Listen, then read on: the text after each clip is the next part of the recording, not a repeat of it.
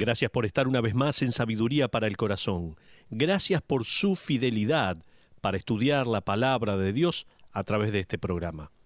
He titulado esta última serie de estudios en Romanos capítulo 13 de esta manera.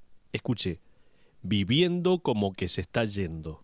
La verdad que suena como el título de una canción vieja de folclore. Sea como fuere, este parece ser el tema que el apóstol Pablo tenía en mente. En Romanos 13, versículos 11 al 13, leemos lo siguiente. Busque conmigo en su Biblia, por favor, y juntos vamos a leer la palabra de Dios. Romanos 13, versículos 11 al 13 dice así, y esto, conociendo el tiempo, que es ya hora de levantarnos del sueño, porque ahora está más cerca de nosotros nuestra salvación que cuando creímos. La noche está avanzada y se acerca el día. Desechemos, pues, las obras de las tinieblas y vistámonos las armas de la luz. Andemos como de día, honestamente. Pablo habla con terminología futurista, con terminología escatológica, esperando con ansias el regreso de Cristo, o sea, el rapto, la resurrección, la reunión, el trono real, el reino resplandeciente, y en otras palabras, a la luz del cielo que nos espera, así es como debemos actuar en la tierra. Esto era lo que él estaba pensando. Estoy de acuerdo con otros que dicen que Pablo está exhortando al creyente a poner en práctica lo que él ha estado diciendo en Romanos 12 y hasta este punto. No dejen las cosas para después. No pierdan cuidado, glorifiquen a Dios porque no va a pasar mucho tiempo hasta que dejen de estar en esta tierra. Los creyentes deben de vivir como si estuvieran yendo. El tiempo se acaba. Ayer estaba en un supermercado comprando un par de cosas. Leche, bananas y algunas otras cosas, y decidí comprar algunas revistas y un periódico para poder contrastar lo que este mundo vive y piensa con el desafío de Pablo al creyente en Romanos capítulo 13. Fui al kiosco de revistas y compré un ejemplar de una revista para adolescentes, algunas revistas y otra que se llamaba Véase Bien. Esta última me llamó la atención porque después de las fiestas necesitaba una inyección de autoestima. Después de hojear y leer por una hora, me sentí tan mal y tan triste por el mundo una y otra vez. Había artículos acerca de quién fornicó con quién, la unión civil de una pareja homosexual, el divorcio de una pareja de Hollywood que solo duró 3 meses, cómo estar a la moda, los días de gloria de un travesti, peleas familiares por dinero y propiedades, todo tipo de comportamiento pecaminoso elogiado y hasta tildado como algo sofisticado y de estilo. Todo esto decía esta revista. No pude dejar de pensar, a ellos también se les está acabando el tiempo. Eso pensé. Una de las señales de los últimos días, según el apóstol Pedro, es la burla y la incredulidad de parte de los inconversos en cuanto al juicio venidero. Él escribe lo siguiente en Segunda de Pedro, si tiene su Biblia, por favor, busque allí Segunda de Pedro, capítulo 3, versículos 3 y 4. Dice, sabiendo primero esto, que en los postreros días vendrán burladores, andando según sus propias concupiscencias y diciendo, ¿dónde está la promesa de su advenimiento? Porque desde el día en que los padres durmieron, todas las cosas permanecen así como desde el principio de la creación. Hasta ahí la lectura de la palabra.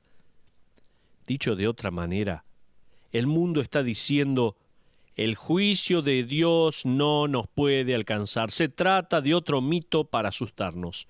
Eso está diciendo el mundo.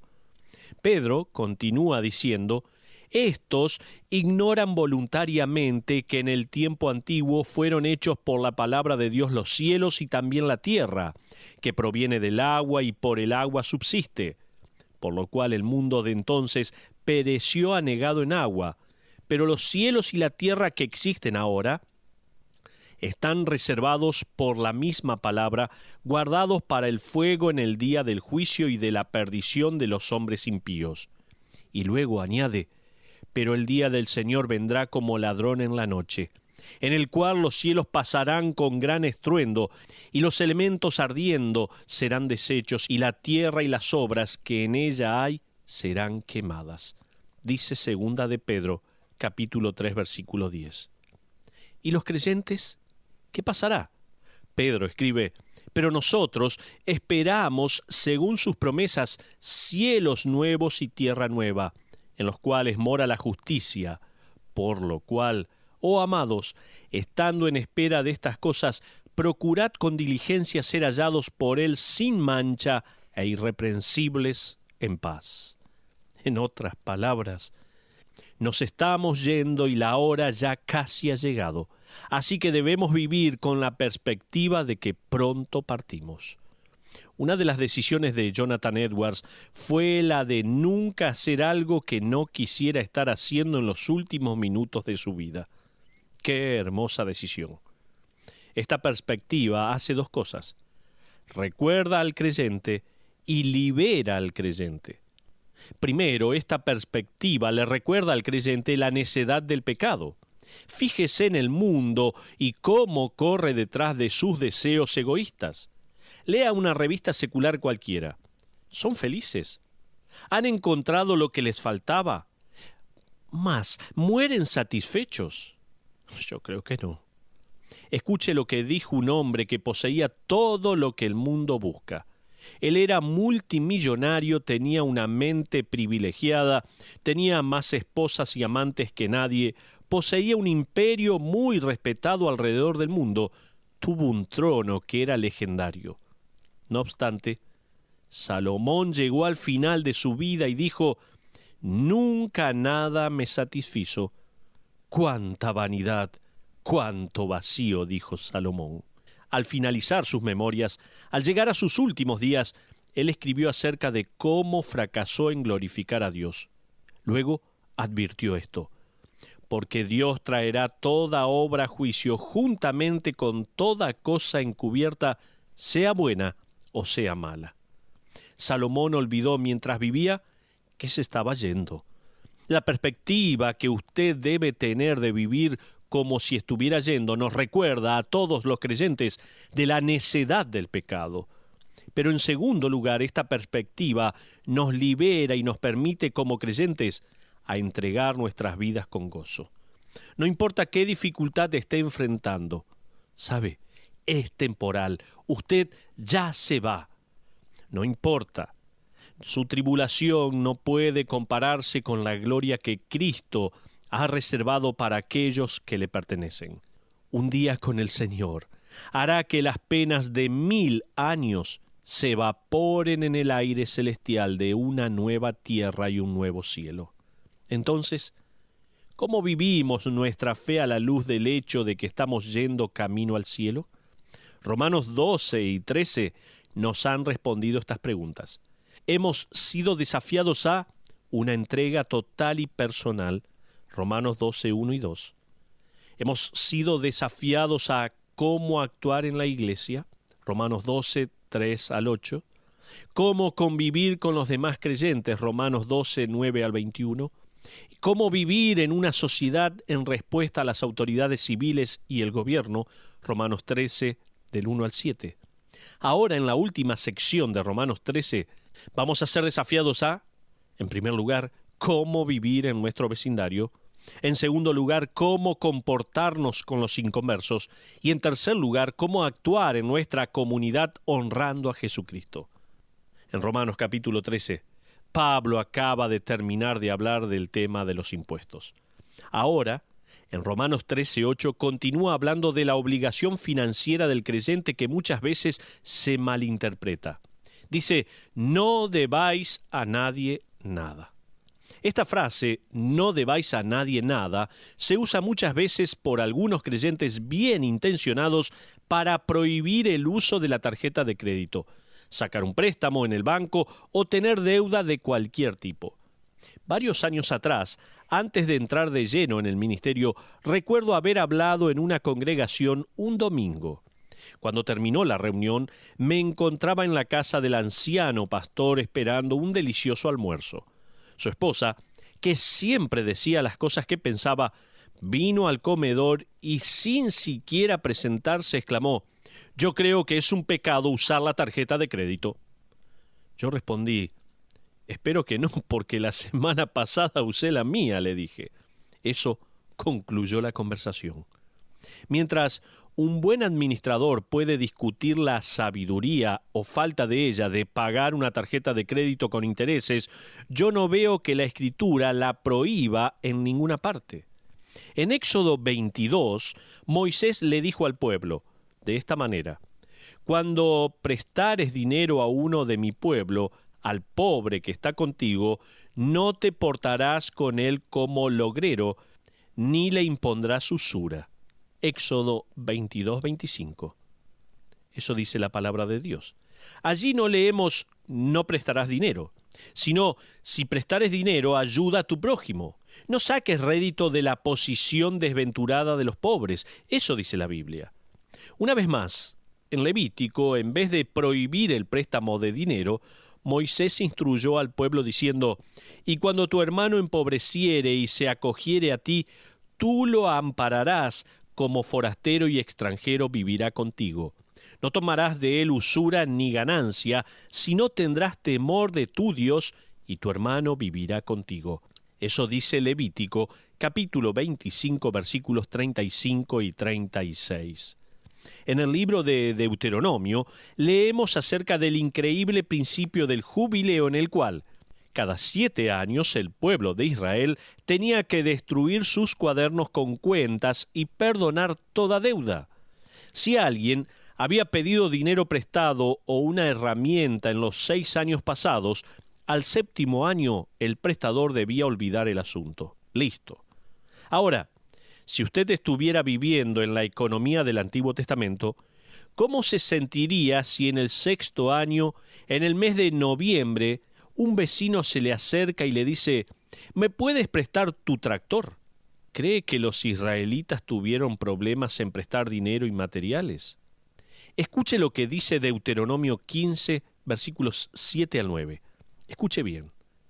«Cuando haya en medio de ti menesteroso de alguno de tus hermanos en alguna de tus ciudades, en la tierra que Jehová tu Dios te da, no endurecerás tu corazón ni cerrarás tu mano contra tu hermano pobre, sino abrirás a él tu mano liberalmente, y en efecto le prestarás lo que necesite.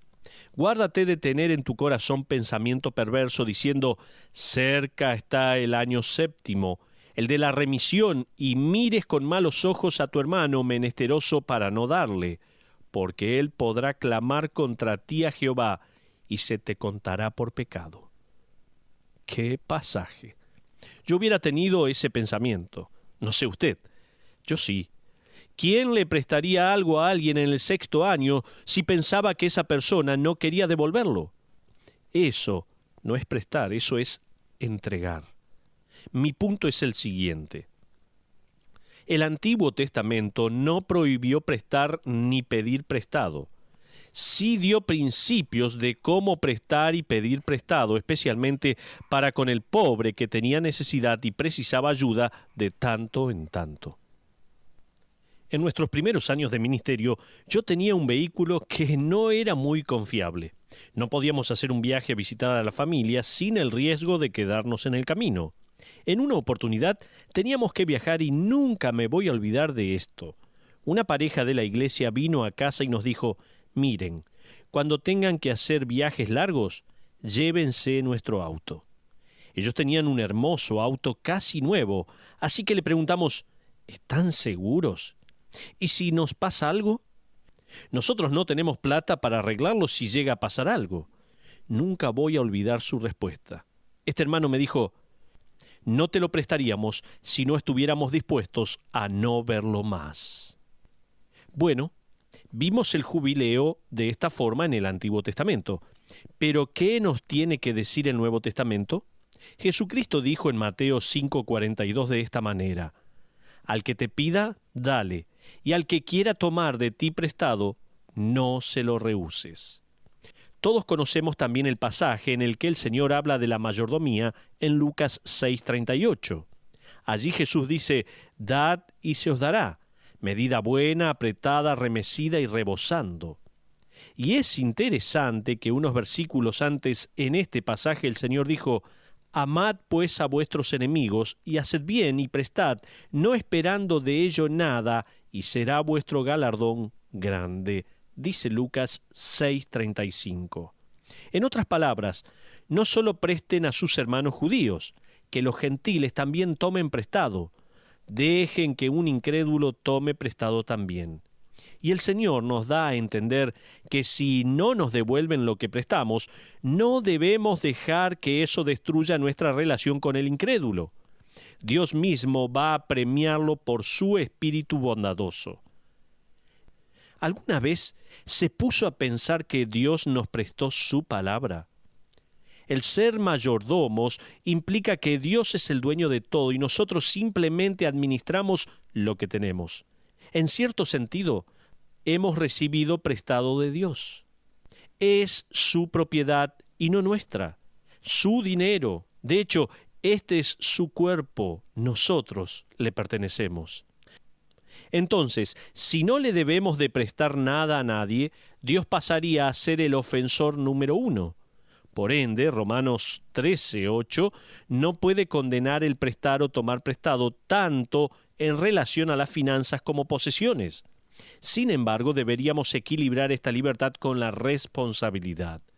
La oportunidad de tomar prestado no significa que podemos justificar el mal uso de finanzas sacando préstamos que no podemos pagar.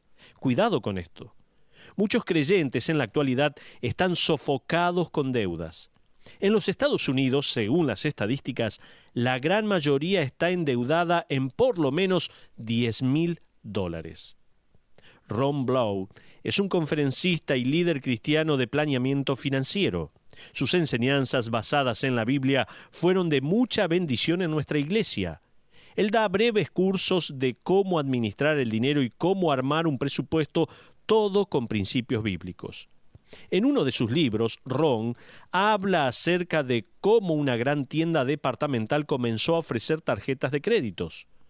Ellos usaron la ciudad de Atlanta para hacer una prueba piloto y los periódicos de Atlanta reportaron cómo los directivos de esa empresa esperaban que el uso de tarjetas de crédito incrementara las ganancias a $35 billones como consecuencia de esta táctica.